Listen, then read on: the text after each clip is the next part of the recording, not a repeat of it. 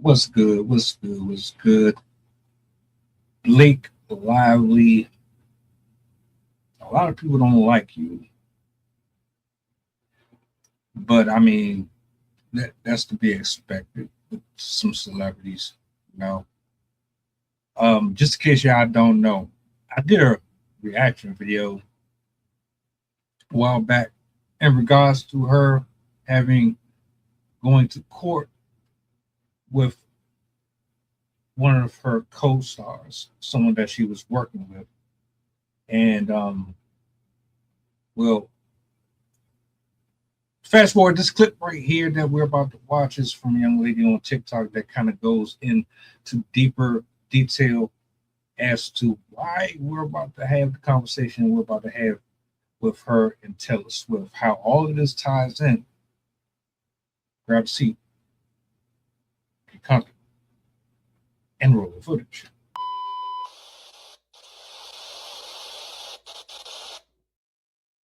Hi, all. We got to talk about these Taylor Swift, Blake Lively texts that got leaked from this Justin Baldoni case, okay? I had some other content planned from today, but this mess came through and I got to talk about it. If you've noticed, I do not talk about the Blake Lively, Justin Baldoni case on this channel, and there is a very good reason for that, okay? But y'all got into my DMs about these text messages, and they actually are worth talking about, so I am going to make an exception to address this. So, I haven't covered this case in a while, and why is that? There's a reason.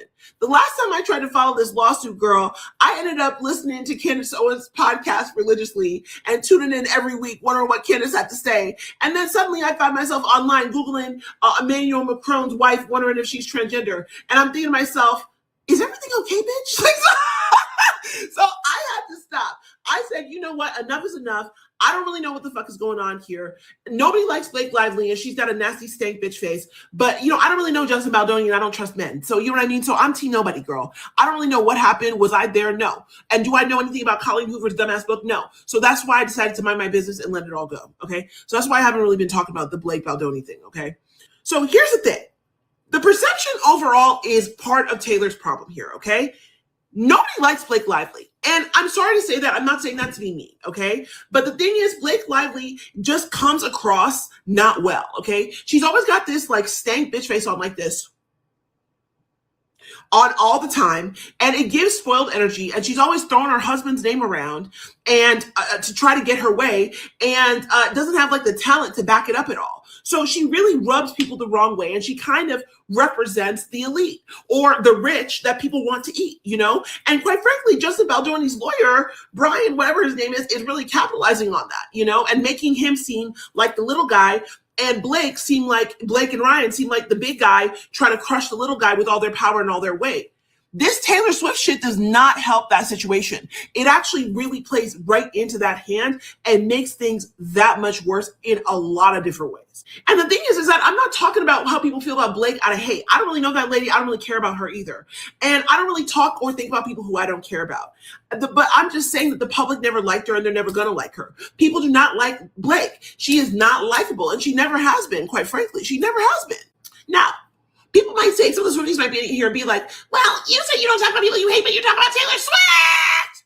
Girl, I don't hate Taylor Swift, girl. I'm what you bitches call a fair weather fan, okay? That lady's been in my top 5 of Spotify for the past 3 years. I have a lot of her vinyl records. I've heard every single one of her albums. I was at the Eras tour. I don't need to prove myself that I'm a fan to you guys, okay? I like her music, and quite frankly, I find her to be a very fascinating figure, probably because of the darker aspects of humanity that she embodies. I think she's relatable. I think that she's messy, she's insecure, and she's strategic. And that's why people are obsessed with her, myself included, quite frankly. Okay? That's it. Anyway, let's talk about these fucking text messages, though, okay? Because that's really why we're here. Hold on. You can't say in the same breath, you don't know who he is and you don't trust men, then say, in the same token, you listen to Taylor Swift because she's dark and edgy and she's messy. And our message is messy, and so you gravitate towards that. That don't make no sense. None. Why would you do that? Why would you even say that? Maybe I'm the only one that thought about that. I don't know. So So what happened in these text messages? It was a bunch of texts that between Taylor and Blake, unsealed by the judge, and honestly, they're bad.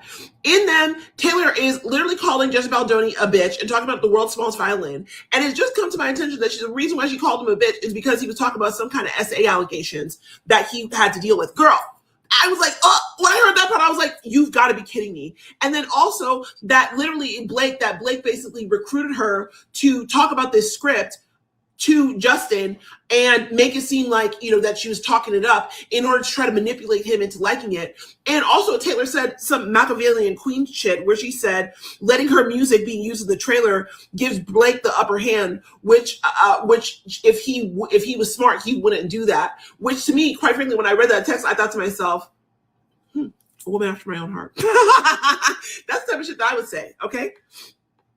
Here's the problem. Here's the issue, okay? Because a lot of Swifties are like, oh, these are just texts between besties. And I'm not going to lie to you, I don't think that they're wrong about that. These do seem like texts between besties. But the problem is that these are besties with a lot of power and a lot of money. And there are texts, and it's a text between besties with a lot of power talking about an actor who is very little known. Nobody knows who Justin Baldoni is. I did not know his name until this whole Blake Lively thing came out, okay? And it confirms a lot of what people have to say about Taylor Swift, that she's underhanded, that she's a bully, that she throws her weight around behind the scenes. Taylor Swift has a narrative about her where people feel like she uses her power in order to repress and suppress other people. And there's a lot of different things that she's done over the past year, particularly with Torture Poets and Life of a Showgirl, that really, really enhance this narrative. And this acts as yet another drop in the bucket of people having this kind of resentment for her, okay? On top of all of that, this lady is grossly overexposed. This bitch has not gotten out of our fucking face since the fucking Eras Tour. And the Eras Tour started in 2023. For the love of me, I don't know how y'all be falling for that sweet and innocent shit all the time. How? At what point did you not see an indication that there might be some red flags for this chick? Do you think every single artist that y'all watch or follow, they're just perfect angels? Or is it just because you're so relatable to them? Like she just said she was related or relatable to her, that it don't really make a difference. All that cutesy stuff. I learned the hard way. Stop falling for that crap. This is what I hate or I despise about Hollywood and the industry.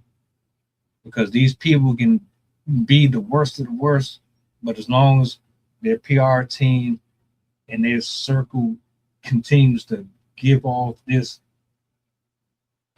outlook to the public that they are the victims and all that, we'll eat it up and still support them and rally behind them. The whole time they be some of the biggest jerks that you ever came across. It is 2026 and she is not giving it a rest, okay? And I know it's even Colbert. She's like, people want me to step aside and I'm not going anywhere.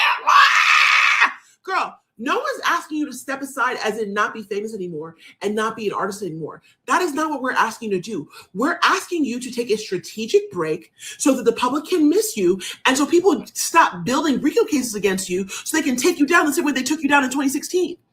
And here's the thing, these text messages are textbook mean girl behavior, and the optics are really, really bad. The texts are nasty, and more of them are getting released, and they look bad. And honestly, even if Justin Baldoni loses the case, because even his countersuit actually has already been dismissed, he is already going to win in court of public opinion, okay? And at the end of the day, Taylor's on the wrong side of this issue, and this confirms narratives people already have about her in the first place. So this is a huge problem for her. Baldoni's team has really successfully legally framed this whole thing as rich, mean girls ganging up on the little guy. And these text messages basically confirm that framing.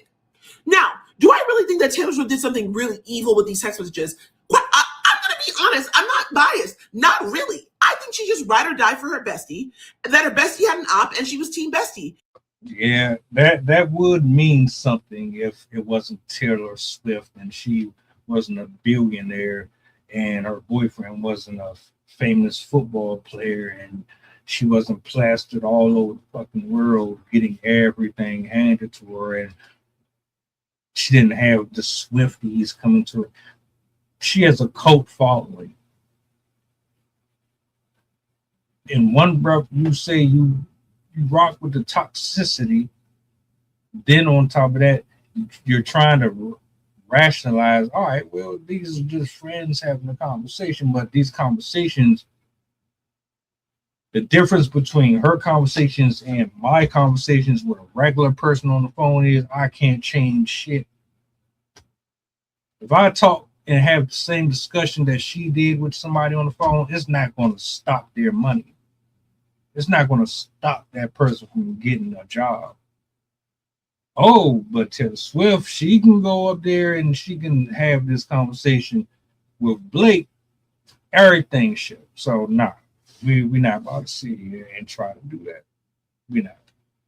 She don't get a pass for that.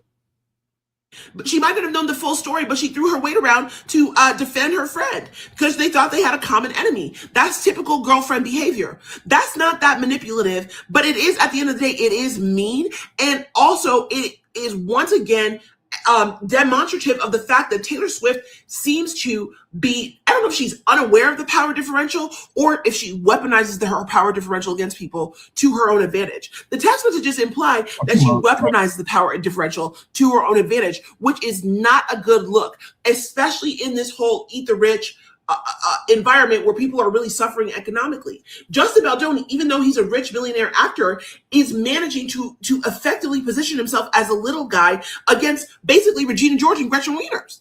And why does this hit so hard right now? Her reputation is pretty fragile, okay? There's a bunch of other stuff that has been happening, right? The Kayla Nicole thing especially, that did not help. The whole, like, I'm not a bad bitch, this isn't savage, Opalite, Onyx Knight thing did not go over well. It caused a lot of problems, okay?